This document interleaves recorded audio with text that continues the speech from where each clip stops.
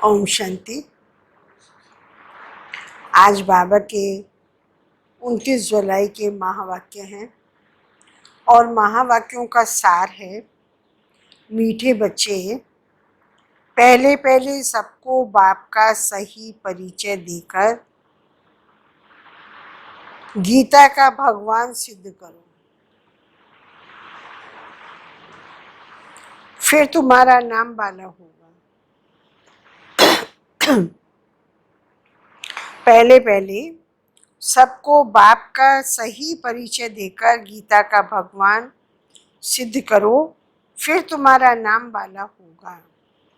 आज प्रश्न है, तुम बच्चों ने चारों युगों में चक्र लगाया है, उसकी रस्म भक्ति में चल रही है, वह कौन सी?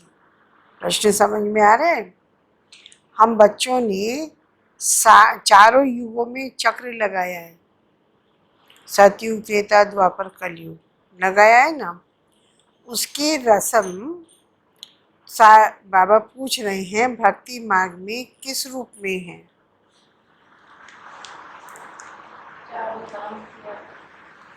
चार धाम की यात्रा करते हैं और स्वास्थ्य का यूज, अच्छा स्वास्थ्य का यूज करते हैं।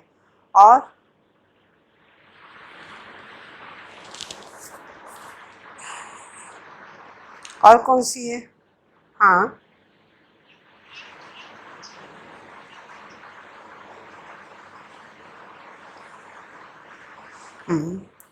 देखा बाबा ने तो बताया है कि सवा गाड़ी में रखकर शास्त्रों को और देवताओं की मूर्ति को रखकर चक्कर लगाते हैं। लेकिन वैसे भी मंदिर में देखा जाए, जहाँ देवी देवता होते हैं उस बाउंड्री के अंदर, है ना, बाउंड्री के अंदर तो देवी देवता है, उसके बाहर की साइड पर भक्त लोग चक्कर जरूर लगाते हैं। ये भी एक यादगार है। लेकिन बाबा सुना रहे हैं, तुमने चारों युगों में चक्र लगाया, वह फिर सब शास्त्रों, चित्रों आदि को गाड़ी में रख चारों ओर परिक्रमा लगाते हैं। मतलब लगाते हैं हम लोग, हम आत्माएं, लेकिन वो हमारे यादगार जो शास्त्र बना दिए उनको गाड़ी में रखकर तब परिक्रमा लगाते हैं। फिर घर में आते हैं तो शास्त्रों को और देवताओं की मूर्ति को सुला देते हैं। अब बाबा आगे सुना रहे हैं, तुम ब्राह्मण, देवता, क्षत्रिय, वैश्य, शूद्र बनते हो। इस चक्र के बदले उन्होंने परिक्रमा दिलाना शुरू कर दिया। यह भी रस्म है ना। मतलब ब्राह्मण, देवता, क्षत्रिय, वैश्य, शूद्र, फिर ब्राह्मण बनते हैं और ब्राह्मण के बाद फिर हम थोड़ी देर परम धाम में रेस्ट करते हैं। रेस्ट को उन्होंने सोना बता दिया है, तो वो घर में लाकर सुला देते हैं। हम घर पे जाकर आराम करते हैं, उन्होंने फिर उसको दिखाया, सुला दिया है।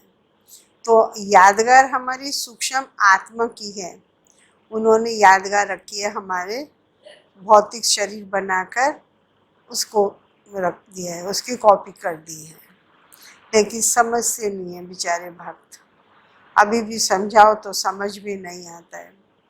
लेकिन हम बच्चों को तो समझ में आ गई ना ये वाली बात है कि हमारा ही यादगार है, हमने ऐसे ऐसे किया है, किया हमारी आत्मा ने, वो हमारे स्थूल रूप को या यादगार रूप को उसकी परिक्रमा करते हैं।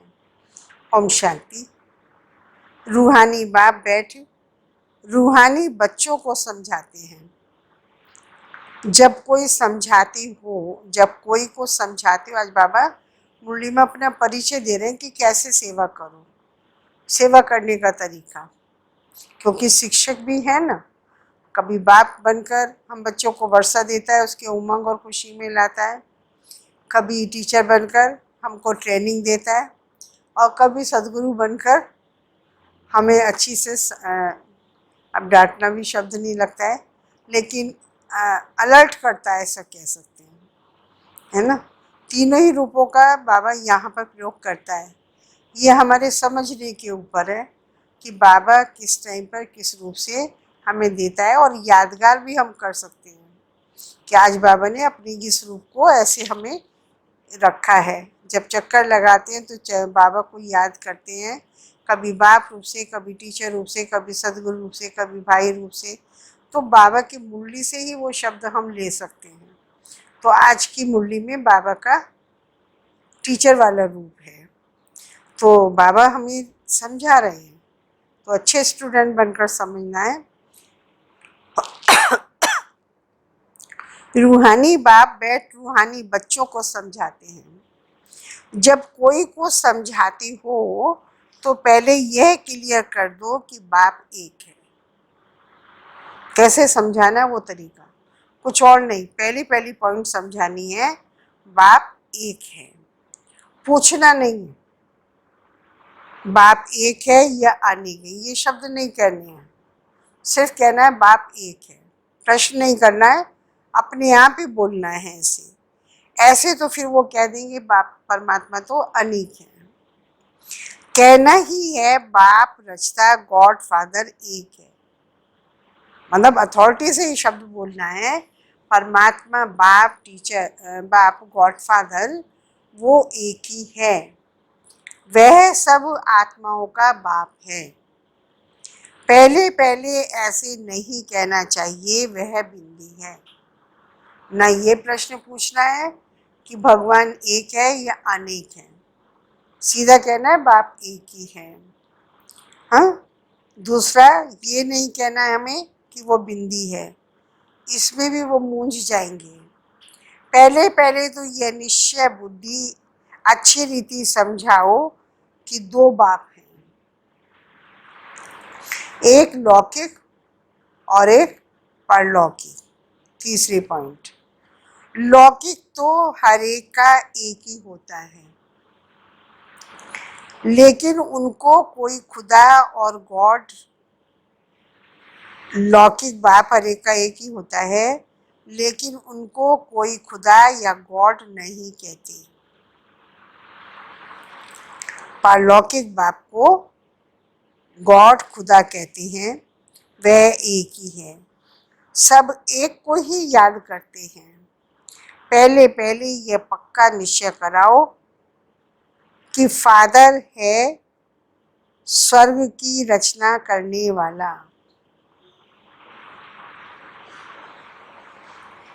क्रिएटर ऑफ हेवन पैराडाइज, स्वर्ग का रचयिता, ये उसका कर्म याद दिलाना है। वह यहाँ आएंगे स्वर्ग का मालिक बनाने, जिसको फिर शिव जयंती कहते हैं। यह भी तुम बच्चे जानते हो, स्वर्ग का रचता भारत में ही स्वर्ग रचते हैं। रचने का स्थान भारतवर्ष, काम उनका स्वर्ग रचना, हम बच्चों को स्वर्ग का मालिक बनाना। एक ही बाप है, बिंदी नहीं बताना है। दो बाप होते हैं, एक लौकिक एक पारलौकिक। लौकिक को खुदा या गॉड फादर नहीं कहते, वो पारलौकिक को ही कहा जाता है। वो यहाँ क्यों आता है, हमें स्वर्ग का मालिक बनाने के लिए। उसको कहते भी हैं क्रिएटर ऑफ हेवन पैराडाइज, स्वर्ग का रचयिता। तो हमें स्वर्ग की रचना करके उसका मालिक बना देते हैं, जिसका पर्व फिर शिवरात्रि है। यह भी तुम बच्चे जानते हो, स्वर्ग का रचयिता भारत में ही स्वर्ग रचते हैं। स्थान कहाँ रचता है स्वर्ग, भारत में, जिसमें देवी देवताओं का राज्य होता है। सिद्ध कर रहा है, प्रमाण दे रहा है, कहाँ स्वर्ग रचते हैं, भारत में, क्योंकि भारत में ही देवी देवताओं का गायन है। तो वो किसको रचेगा, देवी देवताओं को रचता है। तो पहले पहले बाप का परिचय देना है, उनका नाम शिव है। गीता में भगवान उवाच है, पहले पहले तो ये निश्चय कराए लिखा लेना चाहिए। गीता में है भगवान उवाच, और किसी शास्त्र में भगवान उवाच शब्द नहीं है। फिर उसमें लिखा है, मैं तुमको राजयोग सिखलाता हूँ, अर्थात नर से नारायण बनाता हूँ। यह कौन बना सकते हैं? जरूर समझाना पड़े भगवान कौन है, फिर यह भी समझाना होता है सतयुग में पहले नंबर में जो लक्ष्मी नारायण हैं, जरूर वही फिर 84 जन्म लेते होंगे। पीछे फिर और धर्म वाले आते हैं, उन्हों के इतने जन्म हो ना सके, पहले पहले आने वालों के ही 84 जन्म होते हैं। सतयुग में तो बहुत सीखते, सतयुग में कुछ सीखते नहीं, जरूर संगम पर सीखते होंगे, क्योंकि देवी देवताओं को योग्य दिखाया है, गुणों से भी संपन्न, बुद्धि कलाओं में भी संपन्न। तो जो पहले ही संपन्न है वो तो कुछ सीखेगा नहीं, तो देवताओं के सीखने का समय संगम है। तो भगवान देवताओं की रचना करते हैं, हम ईश्वर का मालिक बनाते हैं। कहाँ आते हैं? भारत में। क्यों भारत में ही कर सिखाने का काम करते हैं? क्योंकि देवताएं भारत में ही हुए हैं, और देवताएं कभी सीखते नहीं हैं। जब देवता रूप में है तो कभी सीखेंगे नहीं, क्योंकि उनको पहले ही कंप्लीट दिखाया है, सर्वगुण संपन्न दिखाया है, 16 कला संपूर्ण दिखाया है। जो है ही 16 कला संपूर्ण, तो उसको सीखने की गुंजाइश नहीं है। जो अपूर्ण होता है वो सीखता है। तो बाबा भी समझा रहे हैं, तो कहाँ समझाएंगे जरूर, जब वो देवता नहीं है, संगम पर सिखाते होंगे। तो पहले पहले बाप का परिचय देना है। जैसे आत्मा देखने में नहीं आती, अब बाबा का परिचय कैसे देखना है? आप आत्मा हो और आत्मा को आप देख सकते हो? जवाब मिलता है नहीं। तो बाबा समझा रहे हैं हमें, उनको कहना है जैसे आत्मा देखने में नहीं आती, समझ सकते हैं ना, वैसे ही परमात्मा को भी नहीं देख सकते। कैसे समझे? वो बिंदु ऊपर का है ना, ये नहीं बताना है पहले पहले परमात्मा ज्योति बिंदु है। आत्मा बहुत सूक्ष्म है, वो देखने में नहीं आती, तो ऐसे ही आत्मा का पिता परमात्मा भी देखने में नहीं आता। बुद्धि से समझते हैं वह हम सब आत्माओं का बाप है। ये भी बुद्धि से समझा है कि हम आत्मा है, क्योंकि आत्मा निकल जाती है तो शरीर निर्जीव हो जाता है, उसकी वैल्यू नहीं रहती है, उसको जला देते हैं, दफना देते हैं। तो इससे सिद्ध होता है, ये हमने समझ लिया, हम आत्मा हैं। जब हम आत्मा हैं तो हमारा पिता भी कोई होगा, वो है परम पिता, परम आत्मा। अब बाबा हमें समझा रहे हैं कि आत्मा देखने में नहीं आती, परमात्मा भी देखने में नहीं आता। अब हमें समझने की बात है, आत्माओं का बाप एक ही है, और उस एक बाप को कहा जाता है परम आत्मा। वह सदैव पावन है, उनको आकर पतित दुनिया को पावन बनाना होता है। तो पहले बाप एक है, यह सिद्ध कर बताने से गीता का भगवान कृष्ण नहीं है, यह सिद्ध हो ही जाएगा। तुम बच्चों को सिद्ध कर बताना है, एक बाप को ही ट्रुथ कहा जाता है, बाकी कर्म कांड व तीर्थ आदि की बातें सब भक्ति मार्ग के शास्त्रों में है। ज्ञान में तो इनका कोई वर्णन ही नहीं है, यहाँ कोई शास्त्र आदि नहीं। बाप आकर सारा राज समझाते हैं। पहले पहले तुम बच्चे इस बात पर जीत पाएंगे कि भगवान एक निराकार है, ना कि साकार। परमपिता परमात्मा शिव भगवान उवाच, ज्ञान का सागर सबका बाप वह है। श्री कृष्ण तो सबका बाप हो नहीं सकता, वह किसी को कह नहीं सकता कि देह के सब धर्म छोड़ मामेकम याद करो।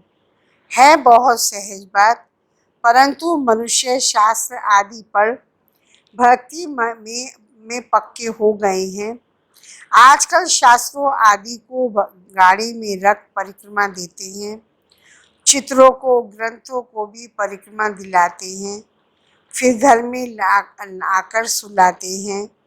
अभी तुम बच्चे जानते हो हम देवता से क्षत्रिय वैश्य शूद्र बनते हैं। वह चक्कर लगाते हैं, चक्र के बदले वह फिर परिक्रमा दिलाकर घर में जाए रखते हैं। उन्हों का एक मुकर्रर दिन रहता है। जब परिक्रमा दिलाते हैं तो पहले पहले ये सिद्ध कर बताना है। श्री कृष्ण भगवान उवाच नहीं, परंतु शिव भगवान उवाच, क्योंकि शिव पुनः जन्म रहित है। वह आते हैं जरूर, परंतु उनका दिव्य जन्म है।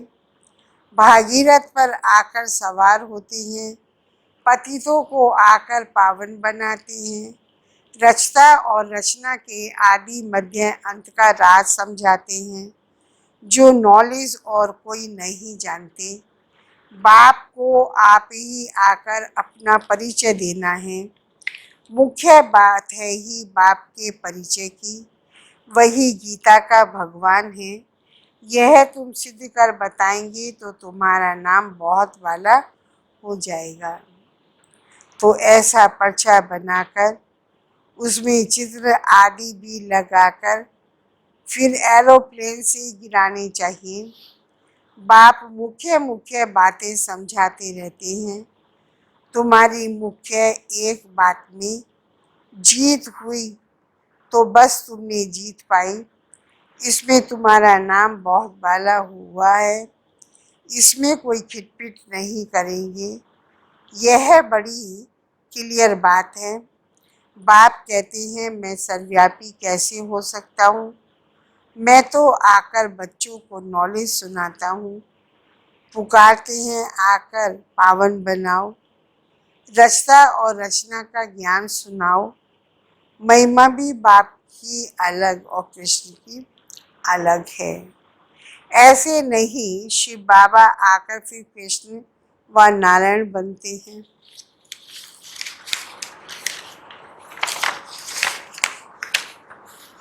84 जन्मों में आते नहीं। तुम्हारी बुद्धि सारी यह बातें समझाने में लगी रहनी चाहिए। मुख्य है ही गीता। भगवान उवाच, तो जरूर भगवान का मुख चाहिए ना।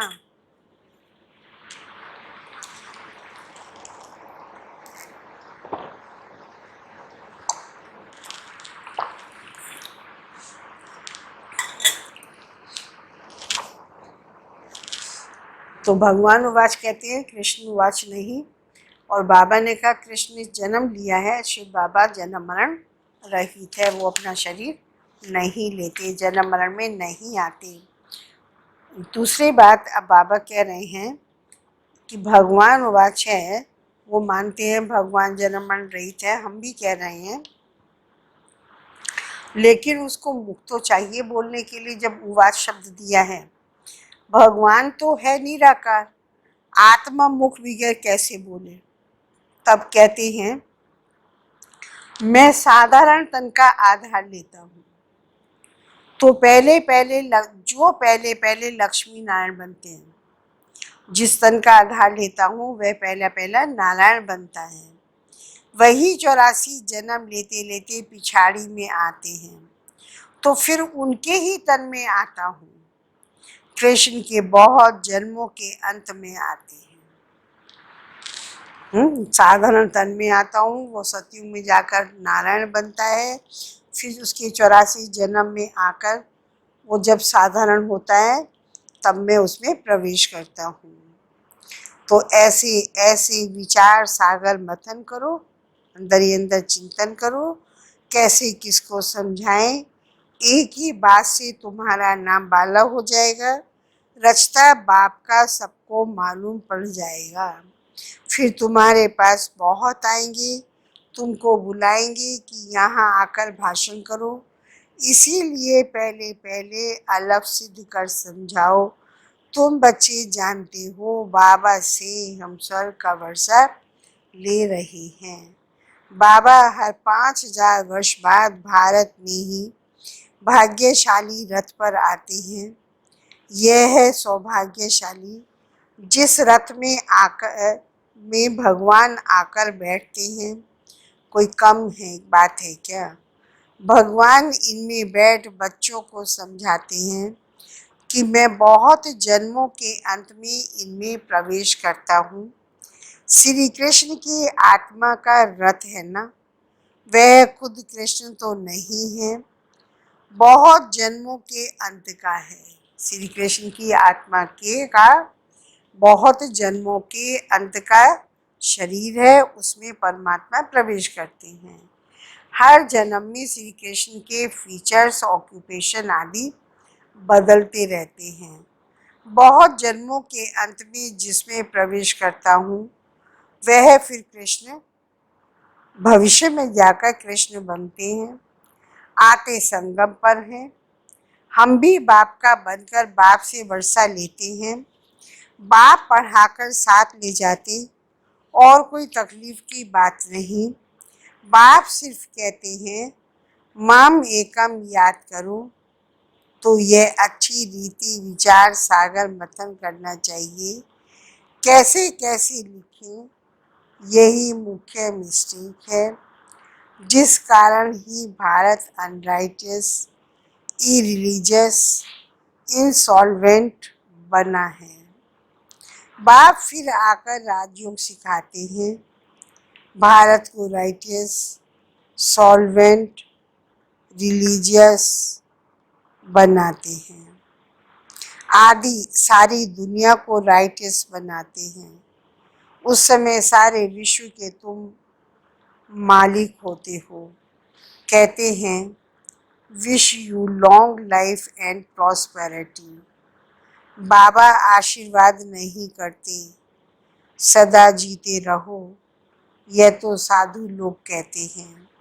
अमर रहो, तुम बच्चे समझते हो अमर तो जरूर अमरपुरी में होंगे, मृत्यु लोक और फिर उसमें अमर, यह कैसे कहेंगे? बच्चे जब मीटिंग आदि करते हैं तो बाप से राय पूछते हैं। बाबा एडवांस राय देते हैं। सब अपनी अपनी राय लिख दे भेजे, फिर भले इकट्ठे भी हो। राय तो मुरली में लिखने से सबके पास पहुंच जाएगी। 2-3 हजार खर्चा बच जाए। इन 2-3 हजार से तो 2-3 सेंटर खोल सकते हैं। गांव गांव में जाना चाहिए चित्र आदि लेकर। तुम बच्चों का जास्ती इंटरेस्ट सूक्ष्म वतन की बातों में नहीं जाना चाहिए। ब्रह्मा विष्णु शंकर आदि चित्र हैं तो इस पर थोड़ा समझाया जाता है। इनों का बीच में थोड़ा पार्ट है, तुम बच्चे जानते हो, मिलते हो, बाकी और कुछ है नहीं।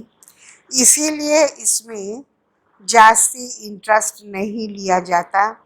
यहाँ आत्मा को बुलाया जाता है, उनको दिखाते हैं।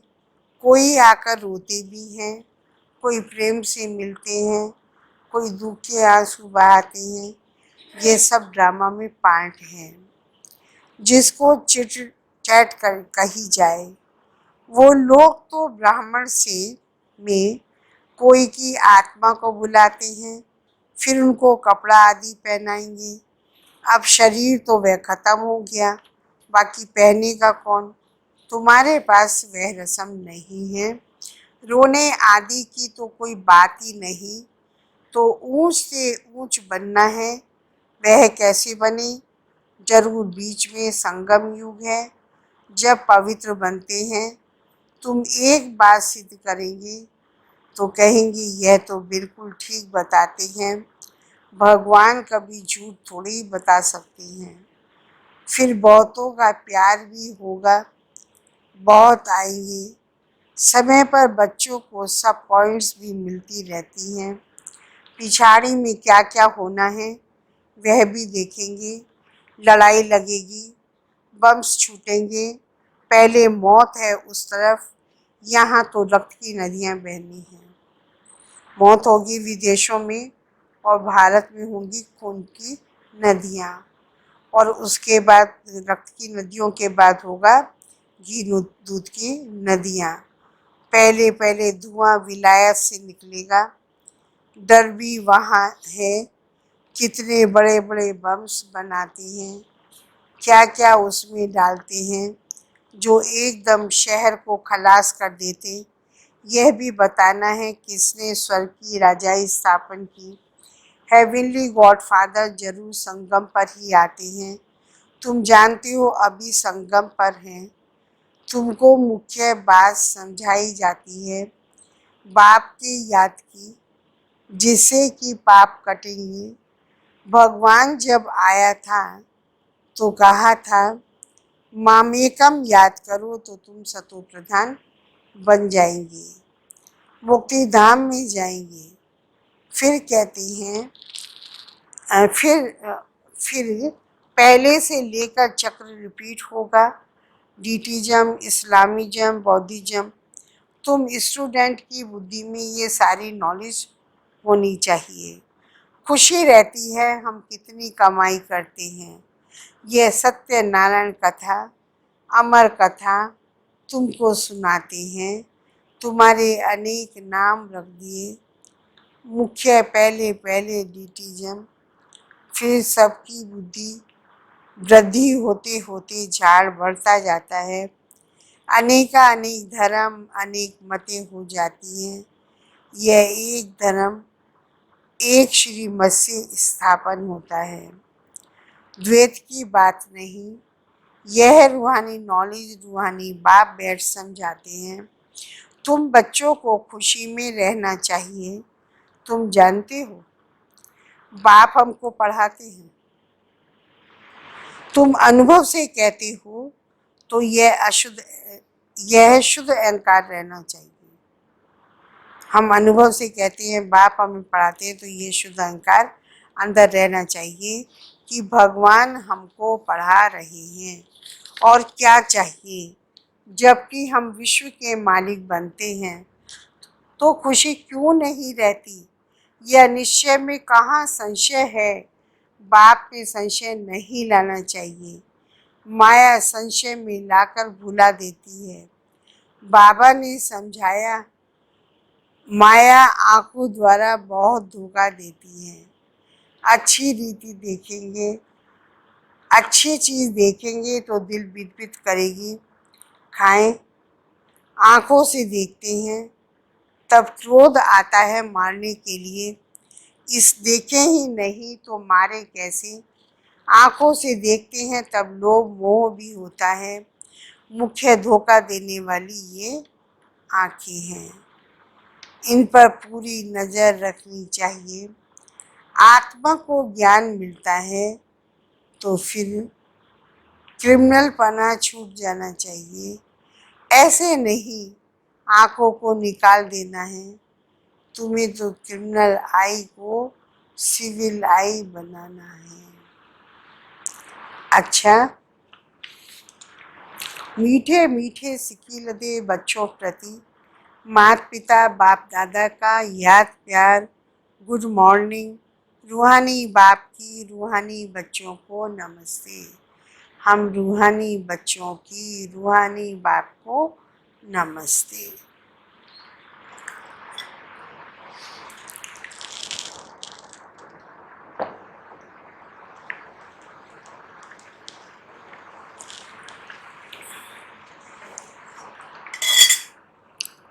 धारणा के लिए सार है आज। सदा इसी नशे व खुशी में रहना है कि हमको भगवान पढ़ाते हैं।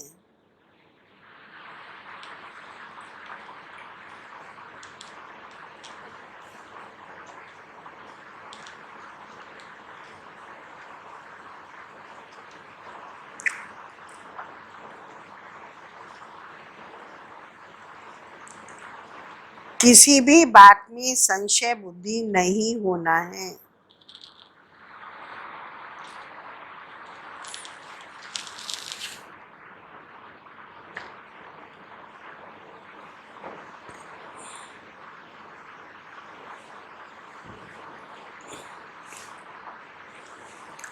शुद्ध अहंकार रखना है।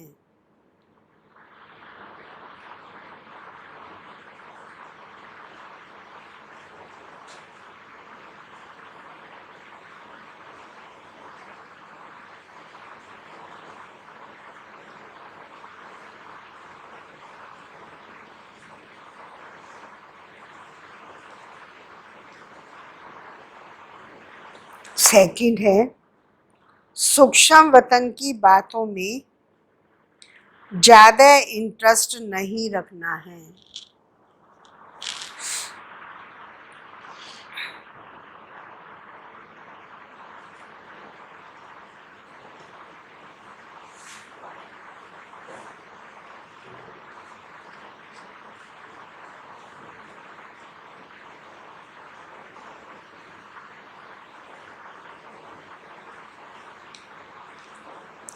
आत्मा को सतो प्रधान बनाने का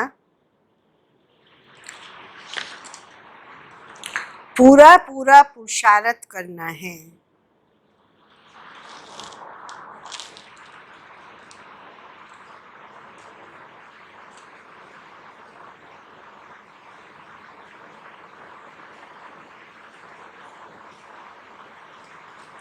आपस में राय कर सबको बाप की सही पहचान देनी है।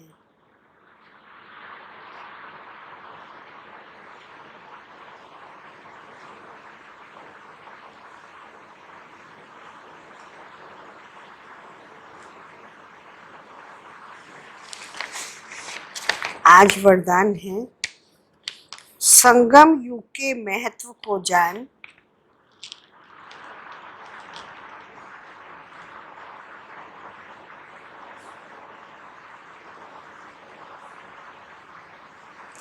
एक का अनगिनत बार रिटर्न प्राप्त करने वाले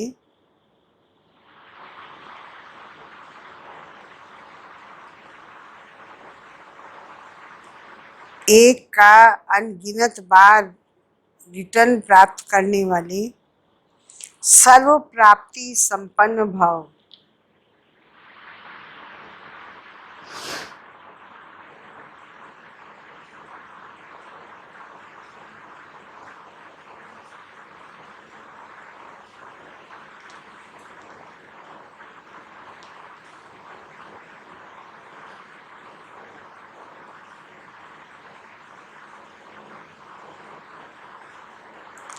संगम युग पर बाप दादा का वायदा है 1-2 लाख लो है। हम लोग बोलते हैं एक देवे लाख पावे।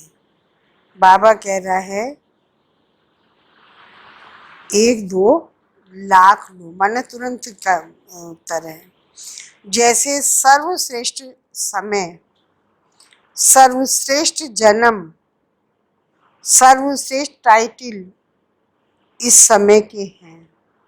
पता है ना इस समय क्या कितना श्रेष्ठ है, ये जन्म हमारा कितना श्रेष्ठ है, समय कितना श्रेष्ठ है। टाइटल्स हमारे क्या हैं, देवताओं से भी ऊंचे हैं। विश्व कल्याणकारी, देवता नहीं बनते। विश्व वरदानी, दिव्य दृष्टि दाता, सर्व आत्माओं को सुख शांति देने वाले, एक बाप का परिचय देकर निहाल करने वाले, ये सारे आपके सुदर्शन चक्रधारी, सारे संगम युगी हम ब्राह्मणों के टाइटल्स हैं जो देवताओं को भी उपलब्ध नहीं हैं। तो बाबा ने कहा वैसे ही सर्व प्राप्तियों का अनुभव अभी ही होता है। अभी एक का सिर्फ लाख गुना नहीं मिलता, लेकिन जब चाहो, जैसे चाहो, जो चाहो, बाप सर्वेंट रूप में बांधा हुआ है। एक का अनगिनत बार रिटर्न मिल जाता है, क्योंकि वर्तमान समय वरदाता ही आपका है। जब बीज आपके हाथ में है तो बीज द्वारा जो चाहो वह सेकंड में लेकर सर्व प्राप्तियों से संपन्न बन सकते हो। राजा ही हाथ में आ गया तो बाकी क्या बचा। सुनी है ना कहानी, सुनी है 7 रानियों की, किस किस ने सुन रखी है? हैं? सुनाओ, सुनी नहीं है, याद नहीं आ रही। राजा को 7 रानियां थी, वो विदेश गया, उसने पूछा किस किस रानी को, जब आना था अपने देश में तो किस किस रानी को क्या क्या चाहिए। 6 रानियों ने अपनी सब इच्छाएं लिख दी, जो सबसे छोटी रानी थी उसने नहीं लिखी। तो उसने लिखा कि मुझे सिर्फ आप चाहिए। तो जब राजा जी वापस आए तो सबको बहुत बहुत हीरे की चीज़ें, क्या क्या बढ़िया बढ़िया सामान ले लेकर आए, और सब रानियां बड़ी खुश एक दूसरे से इशारों में बातें कर रही थी कि देखो मुझे कितना प्यार करते हैं, मुझे कितना न प्यार करते हैं। और जब 6 को दे चुके तो कुछ बचा ही नहीं था राजा के पास। तो सब मुँह चिल्ला चिल्ला कहते राज छोटी को ना बिल्कुल प्यार नहीं करते हैं। और राजा साहब इतने में ही जब खाली हुए तो छोटी रानी के पास खड़े हो गए, कहा अब जिसको जैसे रहना है रहो आराम से। तो अब छोटी रानी के पास तो राजा आ गया, उसको किस चीज़ की कमी है, जब चाहिए जो चाहिए वो मंगा सकती थी। और उन 6 रानियों के पास तो जो चीज़ आ गई बस वही चीज़ इस्तेमाल करेगी ना, फिर तो नहीं मिलेगा कुछ, है। तो बुद्धिमान कौन रही, कौन रही सबसे ज़्यादा बुद्धिमान? तो आप लोगों में सबसे ज़्यादा हम इस दुनिया में सबसे ज़्यादा बुद्धिमान कौन है? अब बताओ इस दुनिया में सबसे ज़्यादा बुद्धिमान कौन है? कैसे कैसे?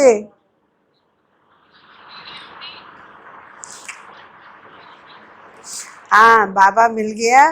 कहो राजाओं का भी राजा है ना, जो कलयुगी राजाएं हैं उनके भी राजा सतयुगी राजा हैं।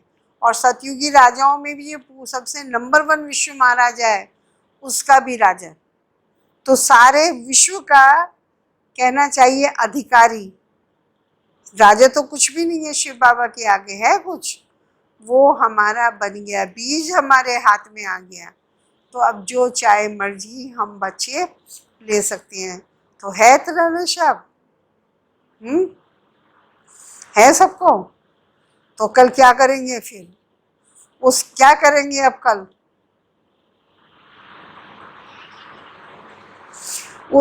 उस नशे से उसको बांधने के लिए वो आपको बांधेगा रक्षाबंधन, और आप उसको बंधन बांधना, क्योंकि हम भी तो बांधेंगे, ऐसे थोड़ी वो बांधेगा हमारे ऊपर। वो हमें अपना बनाता है, हम उसको अपना बनाते हैं, एक दूसरे को बंधन में बंधते हैं ना। जब तक हमने उसको अपना नहीं बनाया तो तब तक तो हमें कुछ मिलना नहीं है, एक तरफ से तो नहीं होगा। तो कल आप लोगों को रक्षाबंधन पर बाबा के घर आना है, और टाइम की बाउंड्री रखी नहीं गई है, सुबह में 11 बजे तक और शाम को आप 6 बजे से आ सकते हो। ठीक है, ठीक है ना ममता बहन टाइम? तो आप लोगों को राखी बांध, फिर बाबा ने फ्राइडे का दिन भी रख दिया है, बाई चांस नहीं पहुंच पाए तो फ्राइडे को बाबा से राखी बंधवानी है और हमें बाबा को बांधना है यहाँ पर आकर। राखी ऑनलाइन नहीं मिलेगी। स्लोगन, सफलता संपन्न बनना चाहते हो तो 1-2 की बातों को स्वीकार करो और सत्कार दो। यदि सफलता संपन्न बनना है तो 1-2 की बात को स्वीकार करो, सत्कार दो। ओम शांति।